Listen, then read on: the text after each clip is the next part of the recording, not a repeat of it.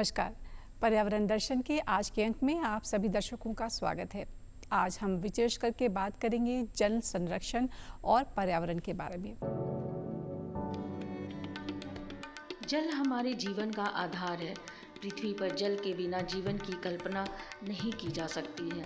पानी हमारे ग्रह का सबसे कीमती तत्व है और इसी के कारण पृथ्वी पर तमाम जीवन कायम है। पृथ्वी पर बारिश के रूप में पानी की आपूर्ति होती है। प्रकृति का यह अनूठा चक्र लाखों साल पुराना है। हमारी पृथ्वी पर लगभग 75% भाग जल से ढका हुआ है, लेकिन इसमें से केवल लगभग 3% जल ही मीठा है और उसमें भी अधिकांश ग्लेशियर तथा बर्फ के रूप में जमा है। मानव उपयोग के लिए जल की मात्रा अत्यंत सीमित होने के बावजूद प्रकृति ने पर्याप्त पानी उपलब्ध है। यदि मानव पानी का सही तरीके से इस्तेमाल करे तो जल की आपूर्ति सभी को हो सकेगी। लेकिन पिछले कुछ दशकों से काफ़ी कुछ बदलाव आया है। बढ़ती जनसंख्या, विकास की तेज रफ्तार और कृषि में पानी की अत्यधिक दोहन के कारण स्वच्छ जल में कमी होती जा रही है, जिससे ताजे पानी के स्रोत प्रभावित हो रहे हैं, जिस कारण न सिर्फ पृथ्वी का चक्र खराब हुआ है बल्कि अरबों लोगों की जिंदगी भी संकट में पड़ गई है। जल केवल हमारी आवश्यकता नहीं है, बल्कि यह संपूर्ण पर्यावरण और पारिस्थितिक तंत्र का आधार है।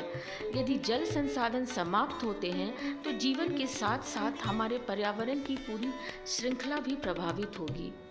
आज विश्व के अनेक देश जल संकट का सामना कर रहे हैं और यह एक बड़ी समस्या बनती जा रही है। लेकिन विडंबना यह है कि जितनी तेजी से पानी निकाला जा रहा है, उतनी तेजी से पानी का पुनर्भरण नहीं हो पा रहा है। हमारी लापरवाही के कारण भी प्रतिदिन लाखों लीटर पानी बर्बाद हो जाता है। यदि आज हम जल संरक्षण नहीं करेंगे तो आने वाले वर्षों में पीने योग्य पानी का संकट और गंभीर हो जाएगा। जल संरक्षण केवल संसाधन बचाने का प्रयास नहीं, बल्कि भविष्य की सुरक्षा का संकल्प है। हम अपने रोजमर्रा के जीवन में छोटी छोटी आदतें अपनाकर जल बचा सकते हैं, जैसे नल को खुला न छोड़ना, वर्षा जल संचयन करना, पानी का पुनः उपयोग करना और जल स्रोतों को प्रदूषित होने से बचाना। साथ ही कृषि क्षेत्र में आधुनिक सिंचाई तकनीकों का उपयोग करके भी जल की बड़ी मात्रा बचाई जा सकती है। जल संरक्षण और पर्यावरण एक दूसरे के पूरक हैं। जल का विवेकपूर्ण उपयोग और बचाव ही जल संरक्षण है, जो पर्यावरण को संतुलित रखने, जलवायु परिवर्तन से निपटने और जैव विविधता को बचाने के लिए अत्यंत आवश्यक है।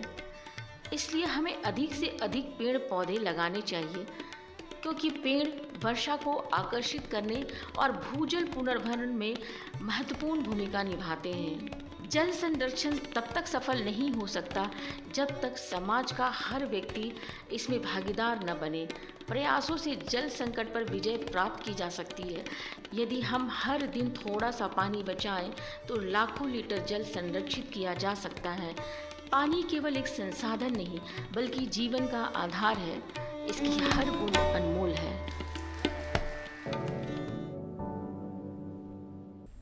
जल यानी कि पानी, हम यूँ तो कहते हैं कि हमारी पृथ्वी में मेजर हिस्सा पानी ही पानी है, लेकिन पीने योग्य पानी कितना है। साथ ही साथ हम बात करेंगे भूजल और सतही जल के बारे में। क्यों पानी जो है वाटर लेवल्स घटते जा रहे हैं, नदियाँ सूखती जा रही हैं, कहाँ हमसे गलतियाँ हो रही हैं और कहाँ सावधानीपूर्वक प्रबंधन और दीर्घकालिक कार्यक्रमों की जो योजना है वो बनने ज़रूरी है। इन तमाम विषयों पर पहलुओं पर बातचीत करेंगे और दो खास पर्यावरणविद हमारे साथ कार्यक्रम में है। मैं परिचय करा दूँ, आज हमारे साथ अजय सहाय जी। अजय जी बहुत बहुत स्वागत है। और साथ ही हमारे शिव कुमार मिश्र जी हैं। सर आपका भी बहुत बहुत स्वागत है। अजय जी, सबसे पहले तो मैं ये समझना चाहूँगी, जब हम जल की बात करते हैं, पानी की बात करते हैं, तो हम सतही और जो भूजल है दोनों के बारे में बात करते हैं। अगर हम अपने देश और ख़ास करके बिहार की बात करें तो हमारे यहाँ जल की क्या स्थिति है, एक जनरल रिव्यू के तौर पे समझना चाहूँगी मैं। मैम, हमारे प्राकृतिक ने प्रति वर्ष 4000 बिलियन क्यूबिक मीटर वर्षा देती है जी, जिसमें 800 बिलियन क्यूबिक मीटर पानी हम बचा पाते हैं। 1869 बिलियन क्यूबिक मीटर पानी नदी में जाती है।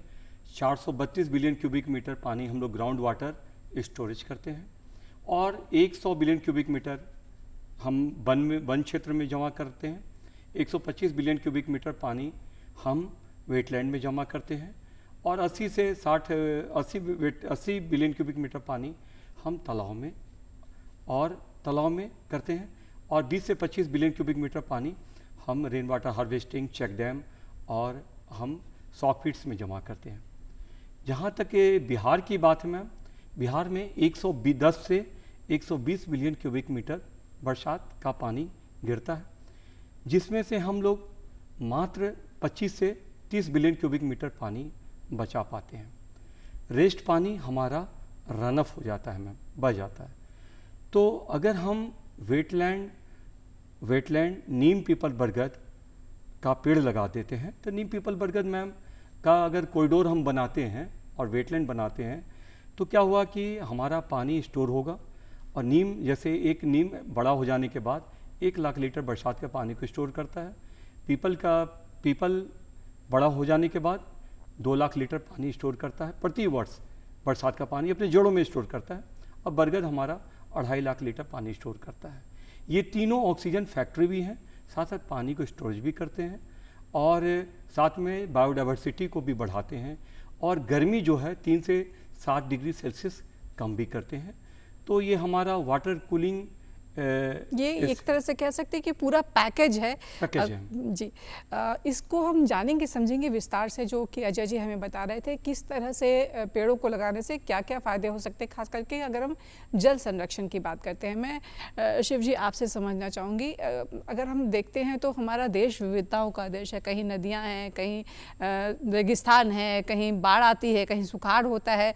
बावजूद उसके हम ये पाते हैं कि अक्सर हाँ पानी को लेकर, पहले तो गर्मियों में होता था, अब जाड़ों में भी देखा गया है कि जो नदियां हैं या जो पोखर हैं वो सूख रहे हैं, पोखरों की संख्या कम हो गई है, वाटर लेवल जो है वो नीचे जा रहा है। सर्दियों में भी कई बार दिक्कत देखने जाने गए, तो आपका क्या मानना है कि हम कहाँ चूक कर रहे हैं और ये स्थिति कैसे उत्पन्न हो गई है? देखिए, हमारी सभ्यता का विकास नदी के किनारे हुआ। बिल्कुल। जल के बिना न पशुपालन हो सकता था, न आदमी जी सकता था, न उसका कोई कार्यकलाप हो सकता था। इसलिए सबसे पहले जो यहाँ के हमारे पूर्वज लोग जो बसना शुरू किए वो नदी के किनारे ही बसना शुरू किए। बाद में जो ये प्राकृतिक आपदाएं जो खास करके जो सुखाड़ या अकाल की जो बात है, उस समय में दिक्कत होने लगा पानी का, तो हमारे जो पुरखा लोग थे, वो ज़मींदार हों या जो भी हों, वो जल संग्रह करने के लिए पोखरों का निर्माण शुरू किया और उसे धर्मग्रंथ से जोड़ दिया गया कि पोखर का जो निर्माण कराया जाएगा वो बहुत धर्मात्मा होगा, उसके लिए यज्ञ होने लगा और इस तरह से जल का लोग संग्रह करने लगे। बाद में आज आप जैसे आपने कहा है कि जल, ये पोखरा का जो स्थिति है, एक सर्वे किया गया, केवल दरभंगा शहर में 95 पोखरों को भर दिया गया और जितने भी आप जगह देखेंगे, कई जगह मेरीन ड्राइव बन रहे हैं, कई जगह कचरे से भर दिए जा रहे हैं। तो और अगर पोखरा है भी, जिस शहर में आप पोखरा देखते हैं, तो पोखर का ये नियम है कि उसको आप उराही करवाइए 1-2 साल के बाद, 4-5 साल के बाद भी करा सकते हैं। अगर उराही नहीं होगा तो पूरा गाद जमा हो जाएगा नीचे, तो वो जो पानी आप देख रहे हैं वो पृथ्वी के नीचे नहीं जा सकता है। तो भूजल में जो परिवर्तन होना चाहिए वो हो रहा है।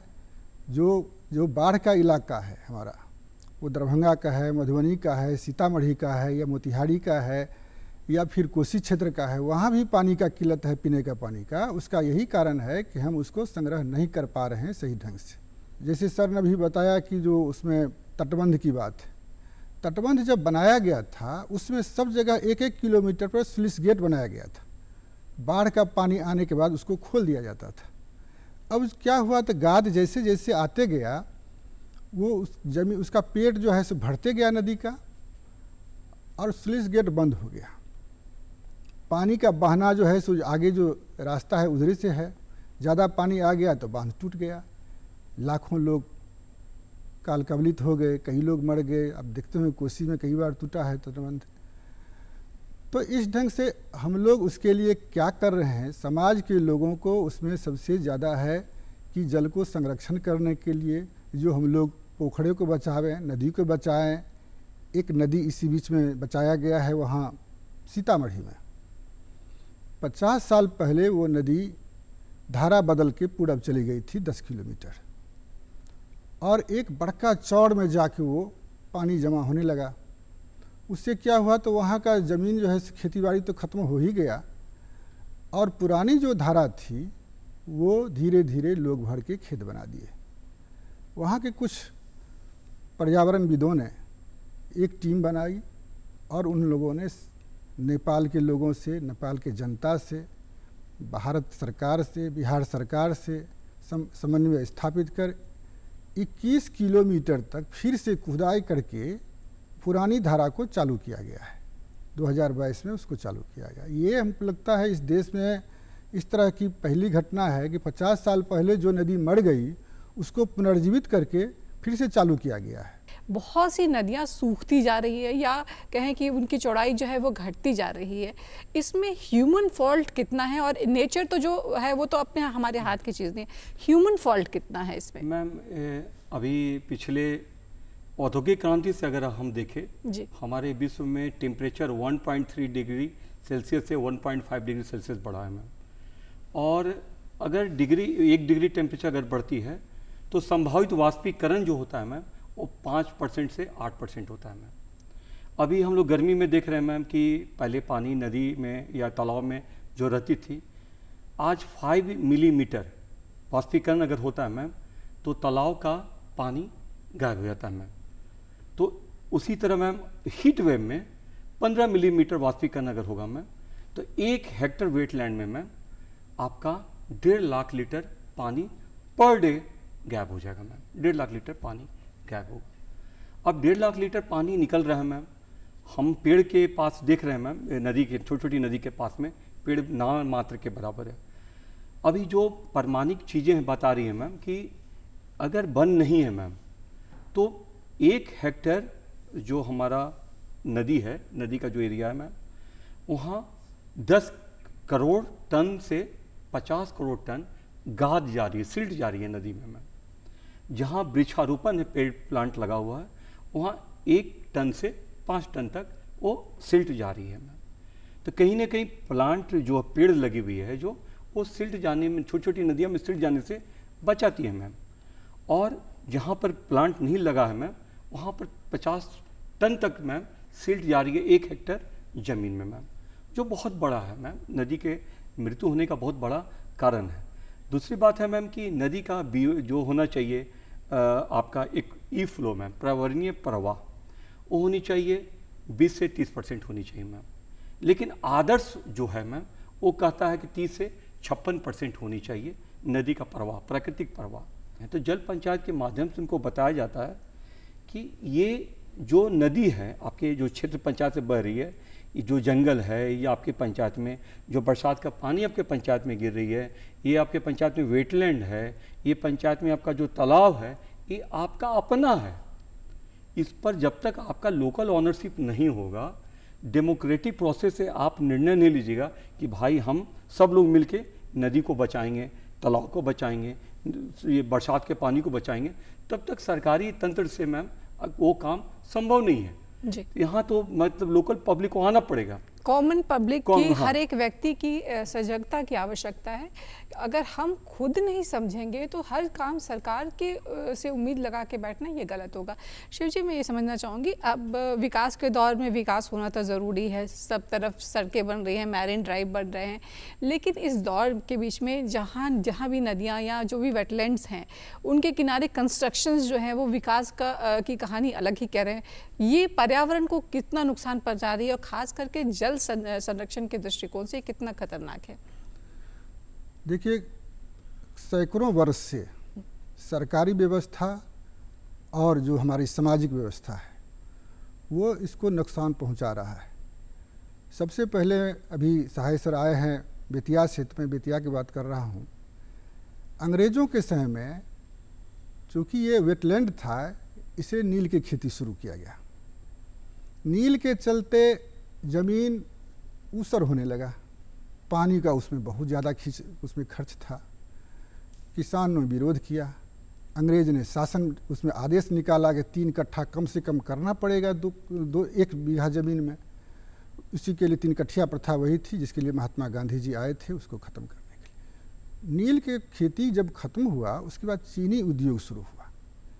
अब नील का उत्पादन देखिए, अपने देश में वो लोग यूरोपियन कंट्री नहीं करते थे। हमारे तिरहुत कमिश्नरी से 20,000 माउंड यहाँ से जाता था प्रतिवर्ष। और हमारे यहाँ जब नील की खेती खत्म हुई तो उसके बाद चीनी उद्योग शुरू हुआ।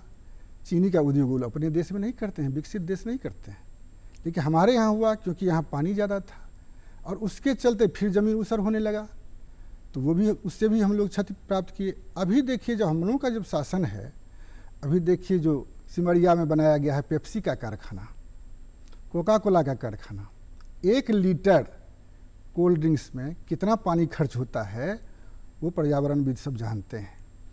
तो इस तरह से उसको भी हम लोग बर्बाद कर रहे हैं। अब लीजिए जो हमारे देश के जो हम लोग बुद्धिजीवी हैं, जो अभी हम लोग चर्चा कर रहे हैं, गांव के लोगों को समझाना चाहिए, आम लोगों को, हम लोग 10% से भी कम लोग हैं जो आरओ के पानी यूज करते हैं। आरओ के पानी में आप जानती होंगी 1 लीटर के लिए 3-4 लीटर बर्बाद होते करते हैं। कौन बर्बाद कर रहा है? ये बुद्धिजीवी वर्ग और समृद्ध वर्ग। नाम हम लगाएंगे किसान लोग, गांव के लोग करते हैं, गांव के लोग करते हैं, उसके लिए भी सरकार जिम्मेवार है। ये नल जल योजना जो है, आप जाके देखिएगा उस पानी का किस तरह से मिसयूज गांव में हो रहा है। नल खुला छोड़ दिया, कोई बंद नहीं करने वाला है। उसी पानी से जो पीने वाला पानी उसे भैंस को धो रहा है, लोग ट्रैक्टर धो रहा है। इस तरह का काम हो रहा है जिसको उन लोगों को इसके लिए जागरूक करना होगा। जब तक ये जागरूकता नहीं होगी, एक और महत्वपूर्ण बात है जो बिहार के लिए, उत्तर बिहार के लिए, उत्तर भारत के लिए सबसे महत्वपूर्ण है, जो हमारे धर्म ग्रंथों में जो मंदिर हैं, मूर्तियां हैं, वहाँ पर जल चढ़ाने की व्यवस्था है। लेकिन हम लोग इतना जल चढ़ाते हैं कि जितने भी शिवलिंग हैं, जितने भी प्राचीन पत्थर की मूर्तियां हैं, सबको हम लोगों ने बर्बाद कर दिया। और महाकाल मंदिर में तो सुप्रीम कोर्ट ने रोक लगाया है कि पानी उस पर मत चढ़ाइए। यानी कि सावधानी पूर्वक उपयोग और प्रबंधन काफ़ी आवश्यक है। नदियों के कारण, नदियों के किनारे, पोखर के किनारे, जहाँ भी वाटर बॉडीज़ है वहाँ कंस्ट्रक्शन करना नहीं चाहिए, उसे नेचुरल फॉर्म में फ्लो करने देना चाहिए। अजय जी भी हमें बता रहे थे कि ये बहुत इंपॉर्टेंट है, क्योंकि नदियाँ जो है वो अपना प्रवाह बदल जाती हैं या वो एक तरह से उनके लिए आत्महत्या हो जाती है। तो हम अजय जी आपसे समझना चाहेंगे, हमने समस्याओं की तो बहुत बात की, कैसे हम वाटर लेवल बढ़ा सकते हैं? इसमें कॉमन सरकार की जो भूमिका है, सरकार के जो रोल है वो तो है, हमारा क्या रोल हो सकता है? हम कैसे वाटर लेवल को, चाहे वो सतही हो या भूजल हो, कैसे बढ़ाएं? मैम, सबसे पहले सरकार का जल जीवन हरियाली का जो प्रोजेक्ट चला, मैम प्रोग्राम चला 2019 में मैम, तब से मैम पहले हमारे यहाँ वन क्षेत्र था 9% मैम बिहार में, जो आज बढ़ के 16% हो गया मैम, और 17% करने का लक्ष्य है। अभी तक हम लोगों ने 17 करोड़ 82 लाख पौधे जल जीवन हरियाली के द्वारा लगाए और 3,48,00,000 एसेट जल का हम लोगों ने बनाया मैम। इससे 2020 में जब जल जीवन हरियाली का शुरुआत दौर था मैम, उस समय 28.5 बिलियन क्यूबिक मीटर पानी हमारे ग्राउंड वाटर था मैम, जो बढ़कर मैम अभी 34.6 हो गया मैम। मतलब हम लोगों ने 6 सालों में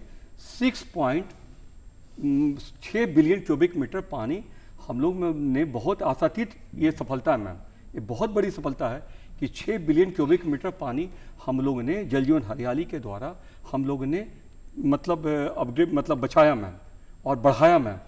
और दूसरी बात है मैम कि जल पंचायत की एक बात मैंने कहा था मैम कि पानी बचाने के लिए मैम हमें सबसे पहले हम अपने छोटे बच्चे जो 8 साल से 12 साल के स्कूली बच्चे हैं मैम, बिहार में 2 करोड़ 11 लाख स्कूली बच्चे हैं मैम, और पूरे देश में 24 करोड़ 98 लाख स्कूली बच्चे हैं मैम।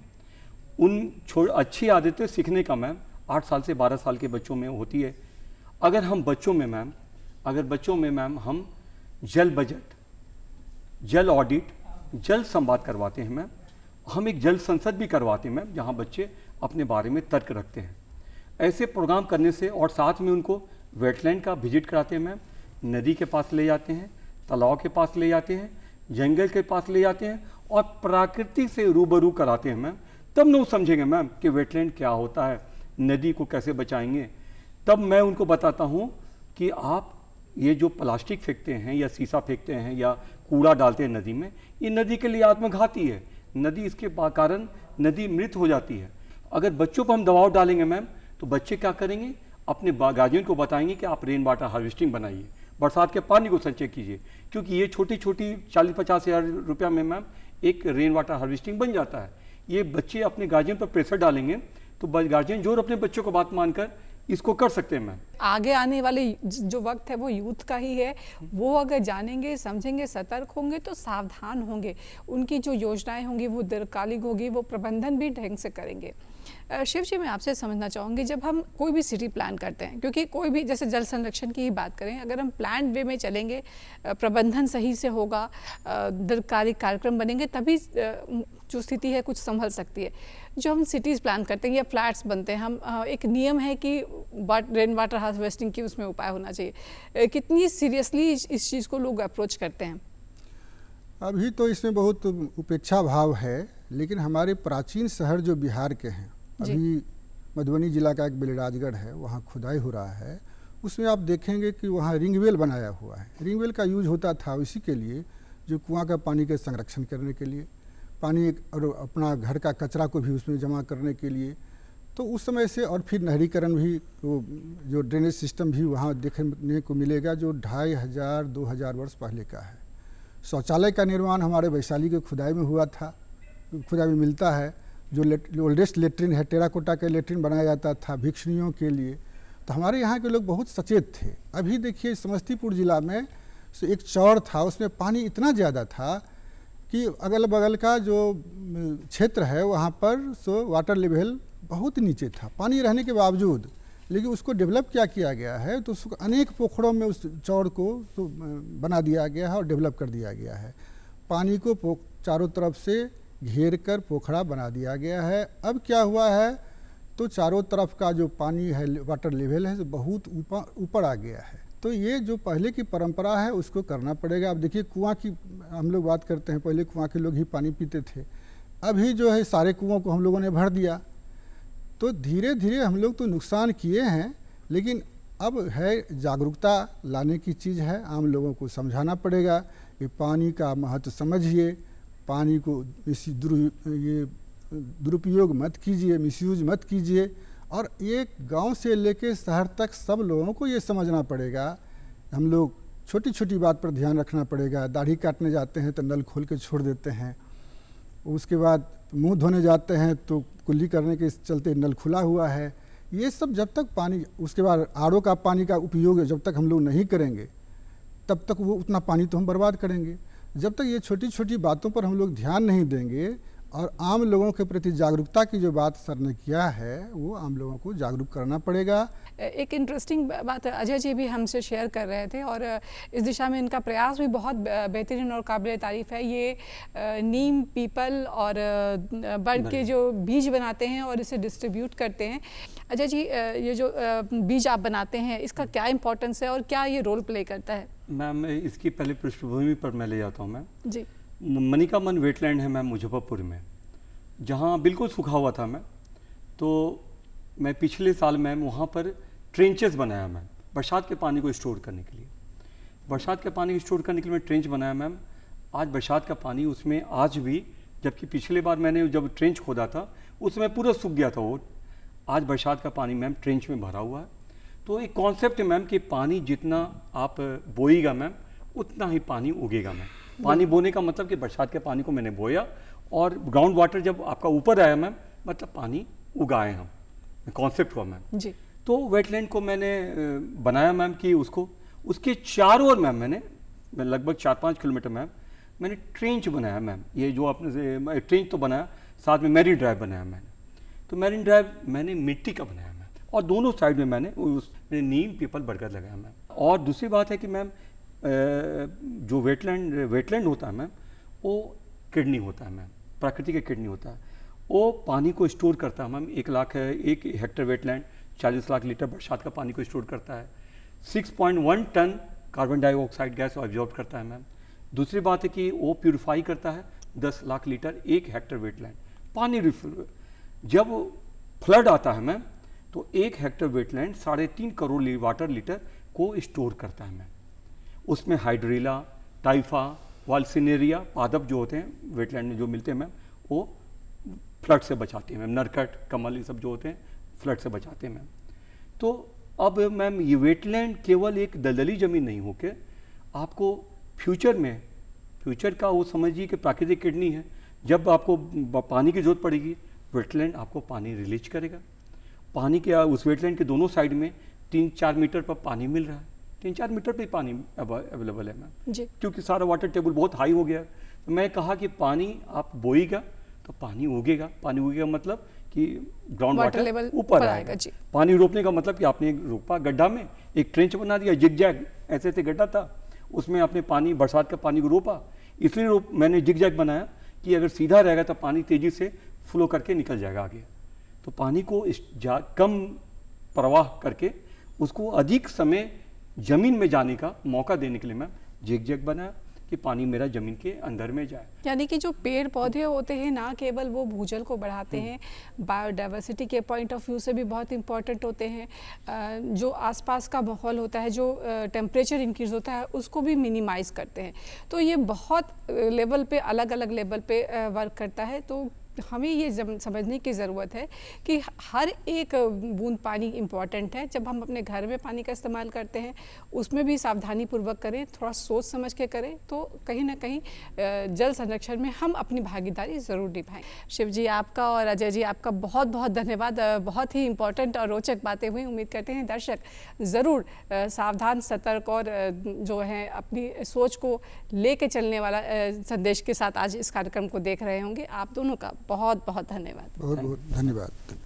तो दर्शकों, आज जल संरक्षण से जुड़ी हुई बहुत सारी महत्वपूर्ण बातें हमने अपने कार्यक्रम में की। पर्यावरण संरक्षण से जुड़े हुए ऐसे ही खास विषय और खास मेहमानों के साथ हम पुनः उपस्थित होंगे। फिलहाल इजाज़त दीजिए, नमस्कार।